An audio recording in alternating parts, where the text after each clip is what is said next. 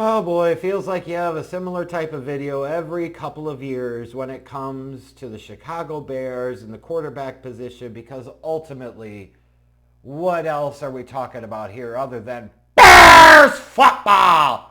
That's what it is in its essence, right? Questions about the quarterback position, questions about the starting quarterback, questions about the play and performance of said starting quarterback. Matter if it's Mitchell Trubisky or it's Justin Fields or it's Turd Ferguson, Rex Grossman, yada yada yada, Cade McSuckass, whatever the case might be. Every couple of years, you know this conversation's going to come up. And after Sunday's performance against the Ravens, where the Bears, realistically, even with some of the injuries they had, are going up against a bad Ravens team, for all intents and purposes, is playing their third string quarterback, and you go in there and not only lose on the road, but you lose in kind of rough fashion and don't look very good doing so on either side of the ball, it's going to certainly bring up some reactions and bring up some concerns. And people starting to talk about it's time to have the Caleb Williams conversation, which then kind of begs the much larger question of, is it time for Bears fans to worry about Caleb Williams? And, it's interesting because on the one hand, you have those that maybe have never wanted Caleb Williams to be with the Chicago Bears. They don't like him. They don't like their quarterback having painted nails. They don't like his style of play. They may have liked a different quarterback in that draft, whether it's Jaden Daniels or Drake May. And for the record, Drake May was technically my QB1, but I was on board overall with Caleb Williams. I understood the pick and I saw the upside and I'm going to ride with that, right? But I think you certainly have a lot of cats that look at him, and then certainly there's the Justin Fields cult that has been very slow to adapt to and adopt Caleb Williams as the Bears starting quarterback. That segment is never really been bought in on Caleb Williams, never really viewed him as being a viable option, don't want to give him a chance, and aren't going to no matter what the fuck he does, even up to and including if he led the Bears to a Lombardi trophy someday. So you got to kind of ignore them. And then you've got on the far opposite side of the spectrum are the dopey optimistic fans. This is the group, as much as this group, I look at this group and I don't fucking get it. Why do you continue to give benefit of the doubt to a team and an organization that has done absolutely nothing to merit, earn, or justify that? Why?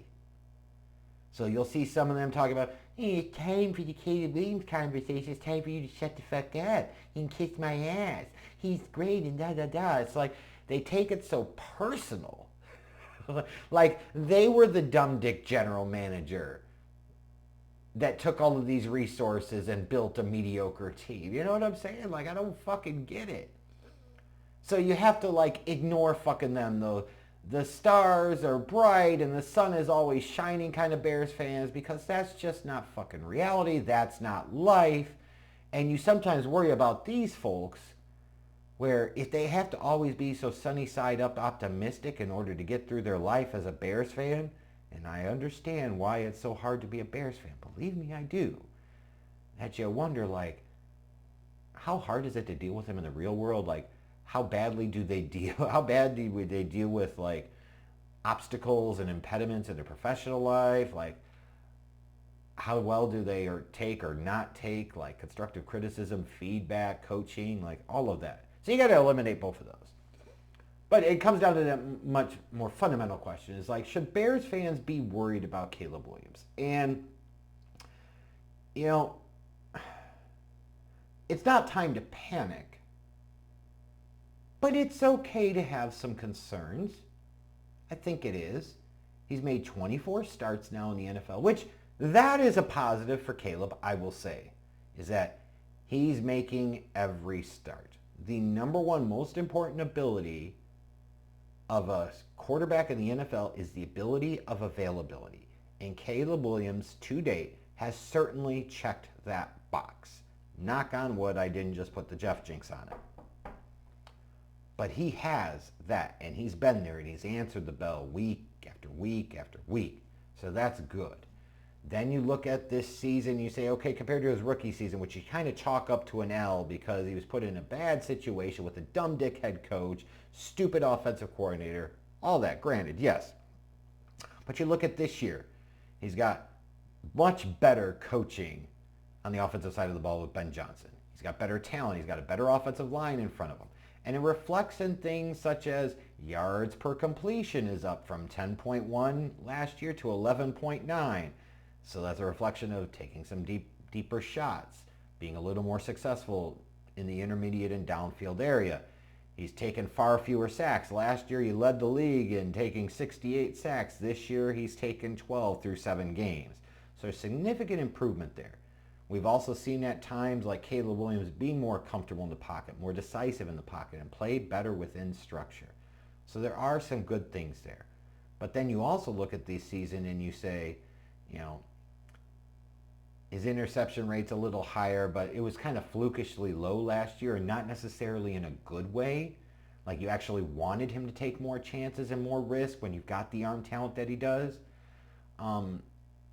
You look at his completion percentage though, and you could say you got to be careful stat box watching, right? Like don't do that too much. But it is a reflection of a problem of his, and that is that lack of intermediate and downfield accuracy.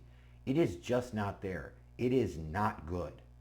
Like consistently you watch game after game, and he is off the mark far too often. Like we just got out of a 3-game stretch of Caleb's where he completed less than 60% of his passes. And maybe 20, 25 years ago, you would be okay with that. But we're in the NFL in 2025, and you're closer to like 65, 66% completion percentage is more of like the benchmark. That's more along the lines of average or maybe slightly above average. Caleb Williams is below the mark. And as much as you want to point to other quarterbacks, you say like, hey, Josh Allen, it took until year 3, like newsflash, Caleb Williams is not Josh Allen as a prospect. He wasn't as a prospect. He's not as a talent. He's not in terms of his upside as a quarterback. That's just not his game. He does not have Josh Allen in him. We got to stop with those comparisons because they're not appropriate. But when you look at him and you're like, should I be worried or not? Like there are some areas of progression, but then on the other hand, I say, you know, is there enough progression that we're seeing this year? Because we're still seeing some of the same issues.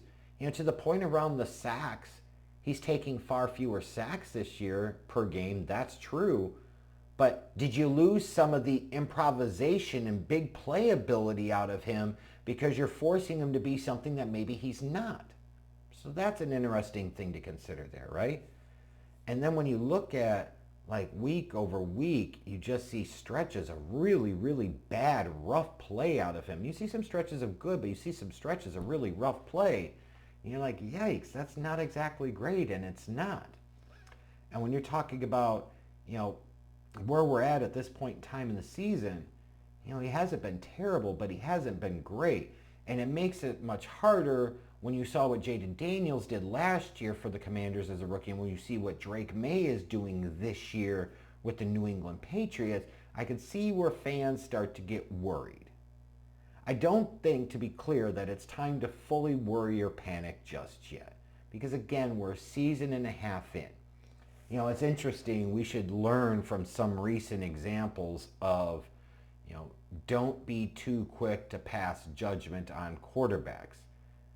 Because sometimes it could take these guys years. Baker Mayfield, he's playing his best ball ever in Tampa. But he spent several years in Cleveland. I used to call him Baker Midfield. And frankly, when he was in Cleveland, he deserved that label. But he bounced around a little bit, found his footing in Tampa Bay, and look at him now. He's a top flight quarterback in this league. He's not in the like elite category, but he is near leading the pack of that second tier of quarterbacks. You look at Sam Darnold. He was with the Jets and he with Carolina, and he bounced around a little bit, and now all of a sudden he goes to Kevin O'Connell, gets an opportunity last year and plays out of his mind, especially in relationship to his career at that point. And now he goes to Seattle and he's playing well there too. Put him in good situations. He's learned. Geno Smith, similar type of thing. Like, who would have saw that resurgence from him in Seattle for those few years? Now he's kind of went to the Raiders and it hasn't been so good. But you also look at Danny Dimes. Like, Danny Dimes was a joke with the Giants, and legitimately so. But now he goes to Indianapolis in a vastly better situation with vastly better coaching, apparently. And maybe he's learned some things along the way. And now he's 6, 7 years into his career. And all of a sudden he's playing not elite ball, but he's playing pretty solid ball where you can win a lot of games with a guy playing like that. So I caution us to not panic too much. And I understand in this kind of instant gratification society and the way the current NFL system is set up, like you want to find out as quickly as possible if these guys can be the guy. Because what you don't want to do is be sitting there in another 3 years and you're looking at Caleb and you get just enough where you think he's great, but just enough to be worried that he's mid or worse. And then you don't know what the fuck to do, and you're thinking about potentially having to invest 60 plus million a year into the fucking guy, right? But you gotta let this play out. And as hard as that can be sometimes, myself included, to be patient. This is part of the journey. A young quarterback, and you put him in a spot, and you switch his system after 1 year. Like you think about what Caleb had to deal with in his rookie season. He had a dumb fucking head coach, a horrible ass offensive coordinator, and technically he had 2 offensive coordinators last year. He's now technically playing under his 3rd play caller in a year and a half.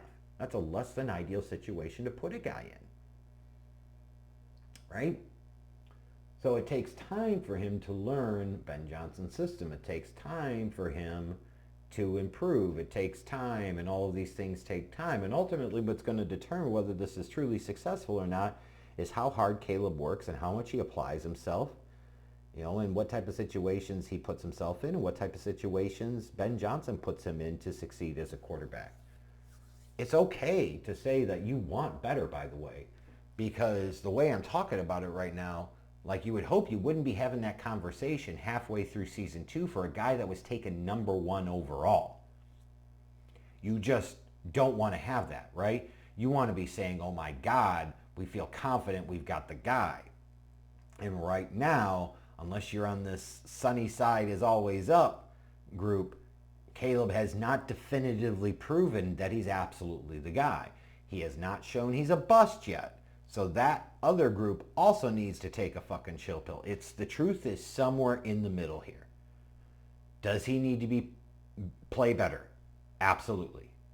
If he doesn't fix these accuracy issues, and soon, can you forget about him either being a top flight, like top 8 to 10 quarterback in this league? You goddamn right you can.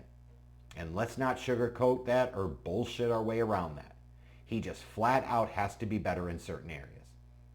He has to be more accurate. He has to be more consistent in terms of his ability to play within structure. He also has to not be afraid at times, and this is where it comes when you're trying to figure out, a new way of doing things. He can't get too far away for what makes him him.